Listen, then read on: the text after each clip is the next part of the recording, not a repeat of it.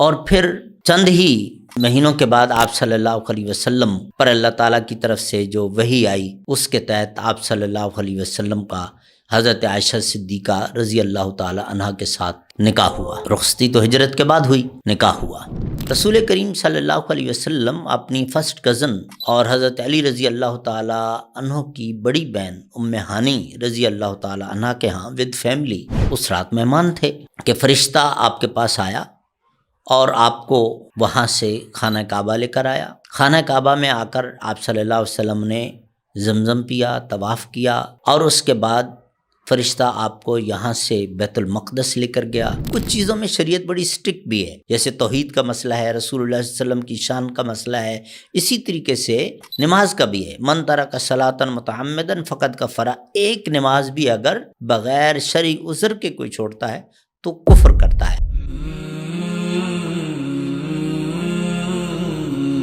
الحمدللہ رب العالمین والصلاة والسلام علی سید الانبیاء والمرسلین وعلی آلہ وصحبہ اجمعین وبعد۔ بات یہ ہو رہی تھی کہ پیارے نبی صلی اللہ علیہ وسلم طائف سے جب واپس تشریف لائے تو مطعم بن عدی نے پناہ دی اور آپ صلی اللہ علیہ وسلم پہلے سیدھا خانہ کعبہ تشریف لائے، کچھ عبادت کی اور اس کے بعد اپنے گھر تشریف لے گئے۔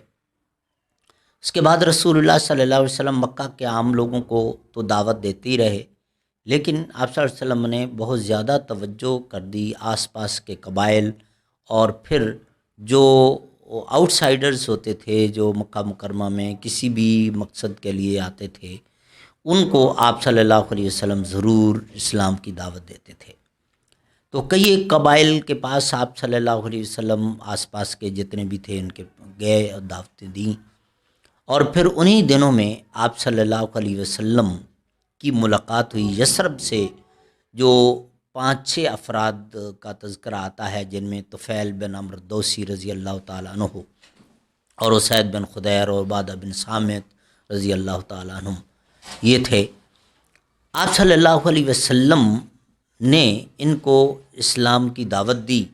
اور خوش قسمتی تھے یہ سارے کے سارے مسلمان ہو گئے۔ اور پھر چند ہی مہینوں کے بعد آپ صلی اللہ علیہ وسلم پر اللہ تعالیٰ کی طرف سے جو وحی آئی اس کے تحت آپ صلی اللہ علیہ وسلم کا حضرت عائشہ صدیقہ رضی اللہ تعالیٰ عنہا کے ساتھ نکاح ہوا۔ رخصتی تو ہجرت کے بعد ہوئی، نکاح ہوا۔ اور پھر آپ صلی اللہ علیہ وسلم کا وہ بڑا مشہور واقعہ معراج جس کو ہم کہتے ہیں، اور اس کے پیچھے بھی ایک میسج ہے کہ دنیا والے آپ کا راستہ روکنا چاہتے ہیں اور آپ کو مٹا دینا چاہتے ہیں، یہ ان کی بھول ہے۔ ہم تو آپ کو اتنی بلندیاں عطا فرمانے والے ہیں۔ یہ اللہ کی طرف سے پیغام تھا، اور اس کا بیک گراؤنڈ یہ آتا ہے۔ سب سے پہلے تو تاریخ پر جو مختلف اقوال ہیں ان میں زیادہ جو صائب رائے ہے، درست قول جو قرار دیا گیا وہ 27 رجب اور نبوت کا 10واں سال۔ رسول کریم صلی اللہ علیہ وسلم اپنی فرسٹ کزن اور حضرت علی رضی اللہ تعالی عنہ کی بڑی بہن ام ہانی رضی اللہ تعالی عنہا کے ہاں ود فیملی اس رات مہمان تھے کہ فرشتہ آپ کے پاس آیا اور آپ کو وہاں سے خانہ کعبہ لے کر آیا۔ خانہ کعبہ میں آ کر آپ صلی اللہ علیہ وسلم نے زمزم پیا، طواف کیا، اور اس کے بعد فرشتہ آپ کو یہاں سے بیت المقدس لے کر گیا۔ بیت المقدس میں جب آپ پہنچے تو بہت سارے لوگ، بڑی اچھی پرسنالٹیز، بالکل وائٹ ڈریس میں ملبوس، لائنز بنا کر کھڑے ہیں۔ تو آپ صلی اللہ علیہ وسلم نے جبریل امین سے پوچھا کہ یہ کون لوگ ہیں؟ تو بتایا کہ یہ آپ سے پہلے جو اللہ تعالیٰ نے یہاں نبی اور رسول بھیجے تھے یہ وہ ہیں۔ اچھا، یہ کس کا انتظار کر رہے ہیں اور کیوں کھڑے ہیں اس طرح لائن میں؟ ان کو عبادت کرنی ہے اور امام کا انتظار کر رہے ہیں۔ پوچھا امام کون؟ تو جبریل امین نے آپ کے کندھوں مبارک پر ہاتھ رکھا اور عرض کیا کہ اللہ کے رسول آپ ان کی امامت فرمائیں گے۔ تو اس وقت جو بھی نماز، یہ 5 نمازیں تو بعد میں ملیں، اب عبادت کا جو بھی اس وقت طریقہ کار تھا، جو ترتیب تھی، جو ترکیب تھی، آپ صلی اللہ علیہ وسلم نے امامت کروائی، اور یہاں سے پھر امام الانبیاء کا لقب آپ صلی اللہ علیہ وسلم کے لیے استعمال کیا گیا۔ تو بہرحال آپ صلی اللہ علیہ وسلم نے بیت المقدس میں یہاں تمام انبیاء اکرام کی امامت فرمائی۔ اس کے بعد آپ صلی اللہ علیہ وسلم کا سفر آسمانوں کا شروع ہوا، براق سواری جو آپ کے لیے لائی گئی تھی، اور آپ صلی اللہ علیہ وسلم پہلے آسمان پہ حضرت آدم علیہ السلام کے ساتھ ملاقات، دوسرے پر حضرت یحییٰ بن زکریا اور حضرت عیسیٰ علیہ السلام، تیسرے پر یوسف علیہ السلام، چوتھے پہ ادریس علیہ السلام، پانچویں پہ ہارون علیہ السلام، چھٹے پر حضرت موسیٰ علیہ السلام، اور ساتویں پر حضرت ابراہیم علیہ السلام سے ملاقات۔ اور اس کے بعد پھر آپ صلی اللہ علیہ وسلم کو بیت المعمور دکھایا گیا، جہاں پر 70,000 فرشتے روزانہ اللہ تعالیٰ کی عبادت کے لیے داخل ہوتے، ایک گروپ نکلتا اگلے دن اور دوسرا گروپ انٹر ہوتا، اور یہ سلسلہ جاری قیامت تک، ایک گروپ کو ایک ہی مرتبہ باری ملے گی عبادت کے لیے، یعنی اتنی بڑی تعداد میں فرشتے اللہ تعالیٰ کی عبادت میں مصروف ہیں۔ یہ بھی نہ کریں، اللہ تعالیٰ تو اللہ الصمد، اللہ بے نیاز ہے، اللہ کو کسی کی، اللہ کو ہمارے سجدے، رکوع، دعاؤں اور اس کی کیا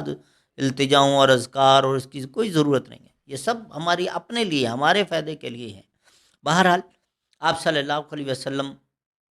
کو جنت کی سیر کروائی گئی، جنت میں آپ صلی اللہ علیہ وسلم کے لیے اللہ نے جو محل تیار کر رکھا ہے وہ دکھایا گیا۔